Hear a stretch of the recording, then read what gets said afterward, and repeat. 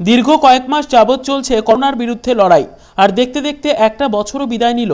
তাই নতুন বছর যাতে সবাই সুস্থতার সাথে আগামীতে লড়াই চালিয়ে যেতে পারে সেই শুভ কামনা করে নিজেদের মনোবল বাড়াতে নিজেদের মধ্যেই ফুল চকোলেট বিতরণ করে বর্ষবরণ করলেন কোভিড যোদ্ধারা। বৃহস্পতিবার মধ্যরাতে এভাবেই চিকিৎসক, নার্স, সাফাইকর্মী ও অ্যাম্বুলেন্স চালকদের সাথে নতুন বছরকে স্বাগত জানালেন রায়গঞ্জ মেডিকেল কলেজ ও হাসপাতালের অস্থায়ী কর্মীরা। বস্তুত করোনা ভাইরাসের থাবায় প্রাণ গিয়েছে অনেক চিকিৎসক, নার্স, এমনকি সামনের সারিতে লড়াই করে আসা কোভিড যোদ্ধাদের। তাদের স্মরণ করে এদিন রাতে গোটা মেডিকেল কলেজ চত্বর বেলুন দিয়ে সাজিয়ে গোলাপ ফুল ও চকোলেট হাতে নিয়ে সকলের মধ্যে তা বিতরণ করেন হাসপাতালের অস্থায়ী কর্মীরা। নতুন বছর সকলের মুখে হাসি ফোটাবে এই আশা নিয়েই তাদের এই উদ্যোগ বলে জানিয়েছেন তারা। তাদের এই উদ্যোগকে সাধুবাদ জানিয়েছেন হাসপাতালের চিকিৎসকরা।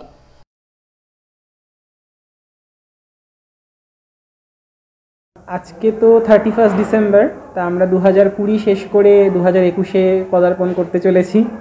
তো সেইটারই একটা মানে আমাদের ডিউটি কাজের মধ্যে থেকে সেইটাকে মেনটেন করা, সেটা অনুপ্রাণিত করার জন্যই ওনাদের একটি প্রচেষ্টা, খুবই মানে স্বাগত জানানোর মতনই প্রচেষ্টা একটি। সেই 2020 সবার জন্য আগামী বছরগুলো কি হবে বা কি হতে পারে, কি হবে এখন তো মানে ডেফিনেটলি বলা সত্যিই খুব মুশকিল। মানে 2020 তো একটা দুঃস্বপ্নের মতনই গেছে, এবং নতুন স্ট্রেন আসুক বা না আসুক আমাদেরকে তো আমাদের এটা প্রোটেকশান কন্টিনিউ করতেই হবে। কারণ কি ভ্যাকসিন কবে আসবে এবং তার এফিকেসি কতটা হবে সেটা এখনই ডেফিনিটভাবে বলা খুব মুশকিল।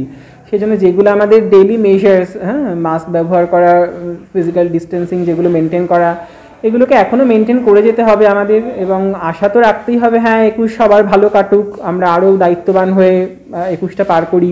রূপক ঘোষের রিপোর্ট, কুলিক নিউজ, রায়গঞ্জ।